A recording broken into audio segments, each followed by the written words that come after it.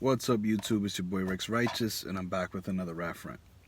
Alright, so this one's gonna be about Triple G versus Rolls. Um, I was watching some of the 40 days that they have on the Zone and YouTube, so you guys should check that out. There was some interesting stuff on there. I wanted to spark the conversation. Um, I think it's very interesting, and I got into a little smoke with this guy on Twitter. I'm not gonna say his name because I don't even remember it. But um, this isn't always about Abel. I know Abel's name is gonna continue to come up, but at the end of the day, that's just part of Triple G's history. Just like Manny Pacquiao, they're always gonna mention Freddie Roach, even if he's not with Freddie Roach. If Boo Boy just doesn't show up one day, people are gonna ask Boo Boy. People are gonna ask Manny Pacquiao, "Where's Boo Boy?" They're gonna ask, "Where's Freddie Roach? How's he doing?" You know, they're always gonna ask. So it's the same thing with Triple G. Nothing changes. I saw a video as well of Abel Sanchez being interviewed about Wilder and about a whole bunch of other stuff, and they passed by each other. Max, Triple G's brother, and they actually shook hands, and they kept walking. So, that's, to me, it's not a big deal. You know what I'm saying? And I'm not fishing for clicks or likes and all that stuff. So if that's what you think is happening with this channel, feel free to unsubscribe. I'm not holding anyone's hand here. I'm here to talk, to converse. That's it. I try to share the news. That's it. So basically, this is what I have. This is my review of both 40 days and what I've seen from the press conferences. I get some things in the email at times about media stuff, and I do get to understand the fighter's perspective, especially because I have the time to watch it. I don't know if you guys are watching it. If you're not, hear me out. So one of the things that was mentioned was that Triple G is no longer eating the same way. Now, I think that is understandable because he's a fighter that's getting a little bit older. So that makes sense. There are some guys that do that. I think most athletes do that. They start at the age of 20, or they're teenagers, whatever the case may be. They eat, and their eating isn't a problem, and it's never approached, and it's never seen as a issue, because the thing is, if you're winning, or you're winning by knockouts, why would you want to change anything? So my take on that is, I think that's good. It's gonna keep them happier, and that's it. Like, I'm not gonna get into the science of diets and blah blah blah. I'm not gonna get into all of that, because to me, I think it's to each his own, especially as we get older. I think it is important that we all change our diets to live longer and stuff like that, or to prevent, or to keep things away. Totally understandable. I get it, But if he's happy, that's the good part. If you're a Triple G fan, if you're a person that wants to see the best version of Triple G versus whoever, that's a good thing. Now, some strategy when it comes to the fighting. I've noticed that when Jonathan Banks does the mitts with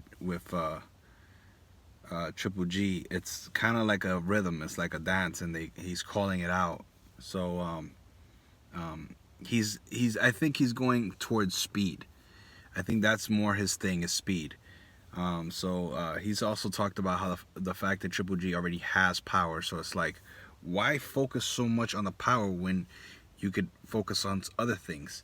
I feel like that is still debatable because obviously I'm not a trainer. I can't tell that guy his expertise is not gonna work for Triple G. But I will say this: I think that it's still time for us to figure out what exactly is he talking about, and is that gonna work with Triple G? Like, is that a good answer for what he needs? You know, a lot of these questions come from the L he got on paper in black and white against Canelo. You know what I'm saying? Some of us, some of the fans, some of the media, the people that saw Triple G win, still say it to this day, and I say the same thing. There's nothing wrong with that. On my channel, you guys know I'm biased at times with Triple G, Manny Pacquiao. I have no issue saying that. I admit that, no problems. I think they are phenomenal fighters. I think they're great fighters, and I'll never stop supporting them. You know what I'm saying? Unless something egregious happens that, you know, it doesn't add up. But anyway, point is that I'm not trying to favor them. I'm just talking. And when it comes to debating and stuff like that, I'm always gonna favor those guys. I always think that they're really great. But at the end of the day, they're not perfect. And if they get in the ring and that style doesn't work for Triple G, you know, then it doesn't work. But, you know, that's what they're going towards, the speed. I think it makes sense. But again, I don't know if it's going to work. Now, I did see in the second episode of The Zone, I did see them talk about how they were going to go forward and then pause and then go back in. That's very Manny Pacquiao-ish. To me, there's a lot of different versions, a lot of different fight styles. Like Manny Pacquiao used to cut off the ring, but not entirely. Like he, to me, in my opinion, he never liked to cut off the ring completely. I think he liked to cut off the ring enough to have you like lead into a punch that he wants to knock you down with or hurt you with. I don't think he cuts off the ring as much as Triple G does. Now Triple G, I've noticed looking back at his fights with Canelo, that he cut off the ring so much against Canelo that he cut the ring off from himself. And that was the issue versus Canelo. Now, I don't think he did anything wrong. What I'm trying to say is that when he did that, it kind of left out some gaps and some holes for Canelo to land on Triple G. Only because Canelo likes those kinds of spots, those little placement punches that he puts together, you know, like combinations and, you know, pocket punches and stuff like that. But I think they read him pretty well there. Now, that doesn't mean that I think Canelo won. I don't think that whatsoever. I don't care. I can watch it 100 times. I'll think the same thing. You know what I'm saying? And I'll still point out the same things. You know, the jab. Obviously, that's the difference.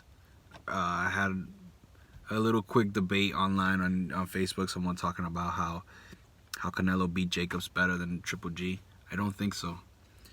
And there's one reason, one X factor that just doesn't. I do not agree. This is why I do not agree, and I'll tell you. It's simple. Triple G knocked down Jacobs. Okay? And Triple G fought Jacobs first, then Canelo. So, very simple. Whether you had it 7-5 for Triple G, or you had it 7-5 for Canelo, or 8-4 for Canelo, or 8-4 for Triple G, doesn't matter. Canelo doesn't have a knockdown versus Jacobs. You could name any excuse you want in the world. Name any excuse you want in the world. This is sports. Right, all right? This is like if in baseball, this guy got a home run. You know, the one team got a home run. Or in basketball, you know, one team dunked it, shot a 3. Someone was embarrassed at some point in the event. These things are important. Okay, Canelo doesn't have that. Triple G does. All right, so Jacobs was a dangerous fighter when he fought Triple G, but it's the same thing for Canelo. He did a great job. I'm not hating on Canelo. Not on this channel. You're not gonna get that. I'm gonna tell the truth. You know what I'm saying? Clenbuterol burgers happened. You know what I'm saying? The Clenbuterol burgers happened. The steak, the carne asada, that happened. Let's keep it 100. But when we ask these questions to these fighters, and if I'm ever face to face with them, I'm gonna keep it professional. I'm not about embarrassing people. I'm not trying to embarrass myself. But I will ask questions that could lead up to us understanding the boxing game a little bit better. Because obviously, I'm not involved in it like they are. That's why we're there to ask questions. So you're getting the fans' point of view from me, and you're hearing it out. But at the end of the day, guys, I really think that Triple G is going to continue to fight a little bit like this style with the speed and everything. And mostly he's going to refer back to the old style that he used to do, which is his style. But eventually he's going to have to pick. Because, this guy's a world-class trainer, fought with, he trained with Klitschko. I think as you get older, as a boxer, as a technician, for guys like that are technicians and whatnot, they have to start moving towards a path that makes it more exciting, makes it different, and makes them feel like things are changing. Those things are very important. You got other fighters that went through that change. Manny Pacquiao, once he got knocked out by Juan Manuel Marquez, he changed his approach. Some of it had to do with how he used to fight before, and then after a while, his style got figured out. He would get knocked down or whatever, but he would keep coming. And then eventually, he changed up his style. And he went through a huge change, with his injuries and whatnot. There are some fighters that gained weight, like James Toney. There's, Felix Trinidad. Who else? Roy Jones Jr. Who's still fighting, if I'm not mistaken. Holyfield slowed down. Muhammad Ali slowed down. He used to be way quicker when he was Cassius Clay.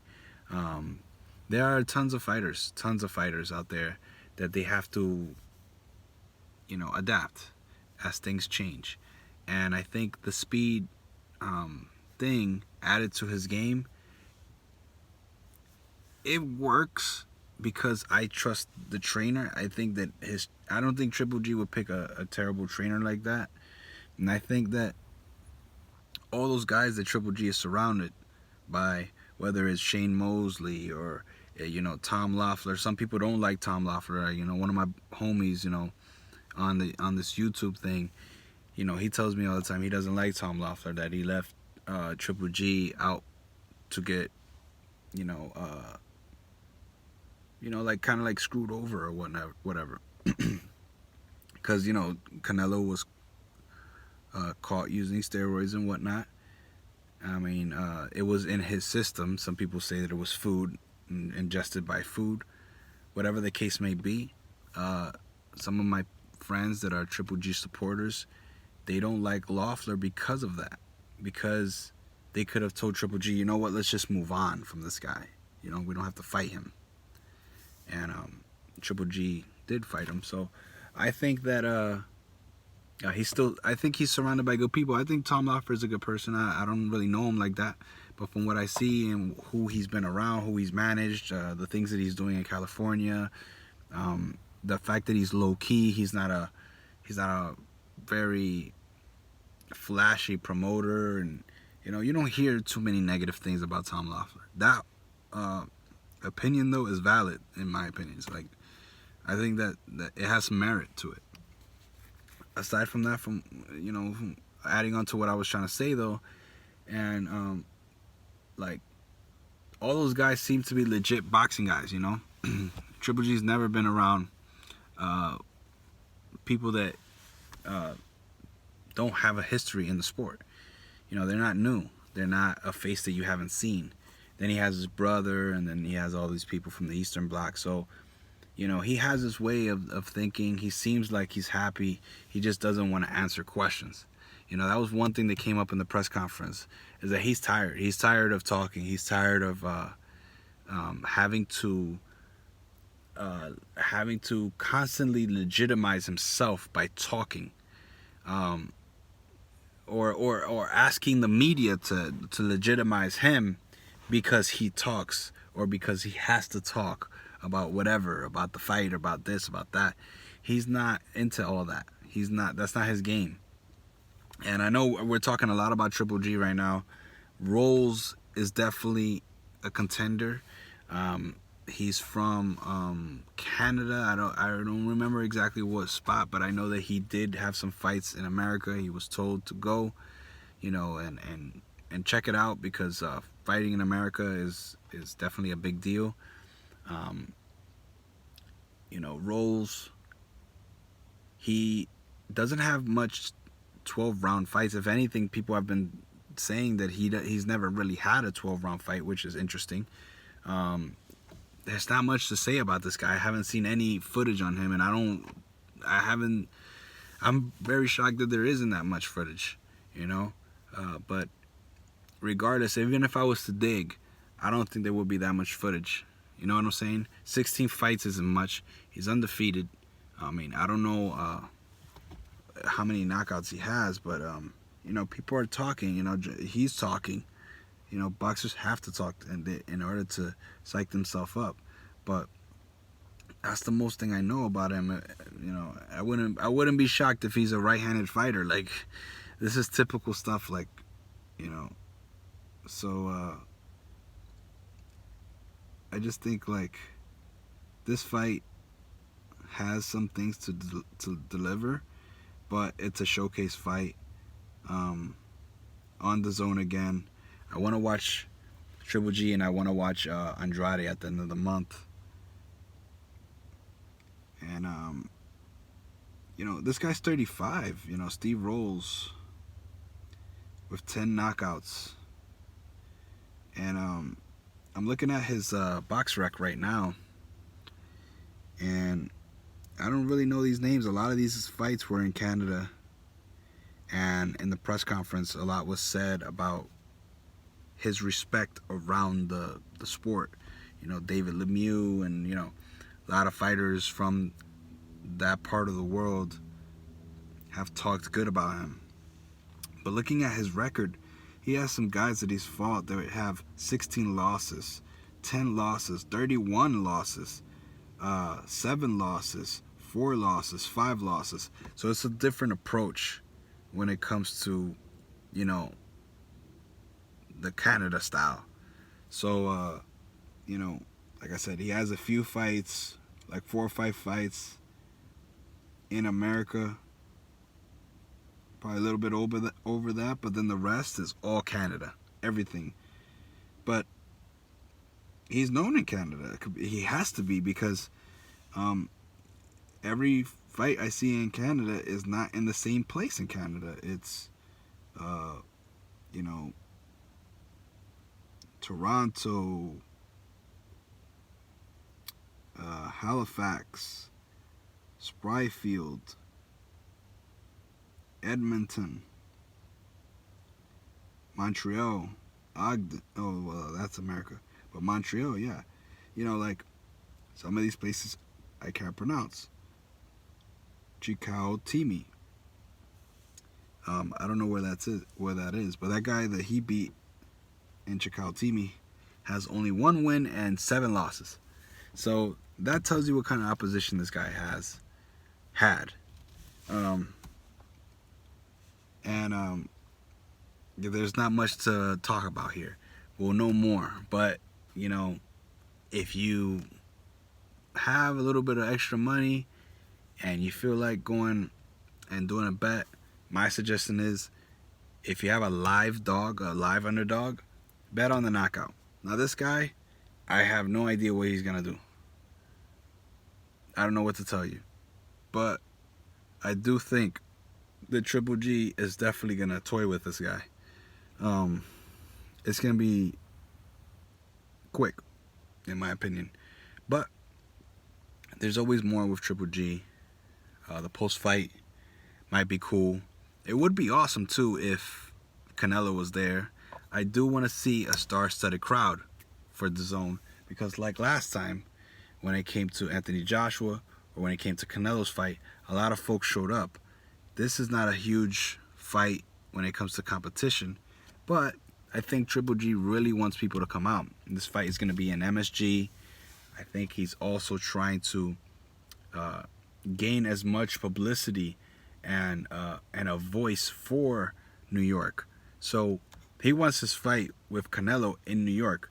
I think that's kind of what's going on here. It's not just the fact that he's fighting a guy that's not really on his level, but he's also trying to be like, hey guys, come over here, try this out. You know, don't worry about California right now. Don't worry about Vegas. Don't worry about Texas. Don't worry about anywhere else in the world. Come to New York. This is where we should fight.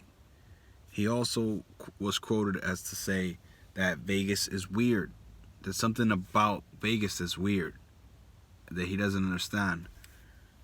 If a fighter feels like that, it might take a while for him to even consider a fight versus Canelo, and they might not fight this year. And some people are talking about Callum Smith versus Canelo, which looks like a pretty decent fight. Now, if I'm not mistaken, this fight is at the middleweight division, but I think they're coming in at 164, and they usually come in at 160 on the dot. So, I mean, at the weigh-in, of course. And so, you know, Triple G can do what he wants. He doesn't have a title, so he can float around a little bit. He can fight all kinds of fighters, you know, if he wants to. But the money's always going to be there, you know, and a lot of his fights have been in New York, mainly, you know, like most of them, when it comes to America, they've been in New York. They haven't been in Vegas. Vegas was only 2 with Canelo, so, you know, of course he's going to favor it. Of course he is. You know what I'm saying? He can talk, you know. His promoter, Tom Loeffler, is probably going to do whatever Triple G wants. But if Triple G can talk to Eddie Hearn and see what's going on, maybe they can try to continue to test the waters, because they just had a fight with Andy Ruiz in New York. And to me, that's neutral ground. If they can make that the place to be for big fights like this, I'm all for it. I love it. My hometown is New York. I love it. I used to favor Vegas, and I still favor Vegas for other fights. But for when it comes to these fights, even like with the case with Andy Ruiz and Anthony Joshua, if they made that rematch back in New York, I would have no problem, zero problem with that. More than the UK or California, because there's bias there. So New York is the middle. You got London over here, and then you got California over here. Boom, neutral grounds. You know what I'm saying? He's out of his element, you're out of your element. That's it. Same thing for Triple G. He's not from Mexico. He's saying he got the Mexican style, and that's a good way to turn it back on him, to say, hey, I thought you had the Mexican style. Dope. I get it. Great argument. Great debate. Great way to be like, you said this. Where is it? You know? I totally get that. Totally get it. But I'm going to end this video. Let me know what you guys think. Where should Triple G fight Canelo? Do you think the speed added to his game is going to help him at all? And what do you guys think about the diet? Him changing his diet. Like, he's literally changing a lot of things in his diet. He was talking about how he used to eat burritos and stuff like that, and he's eating a lot of junk food or whatever. Maybe it could be something else to, change the talking points. Maybe he doesn't want to talk about Canelo or whatever, but he said he didn't have a chef before. And, back to the thing with Abel, he didn't want to pay Abel a certain amount, and now he's paying Jonathan Banks, from what I understand, maybe less than what he was paying Abel. If he's paying less, then he's adding on with other things, then that could make him a better fighter, and he could transfer the money that he was using all just for Abel and take it back to spread it out with other trainers. Because if I'm not mistaken, he has a strength and conditioning coach that he never had before. He has a new strength and conditioning coach.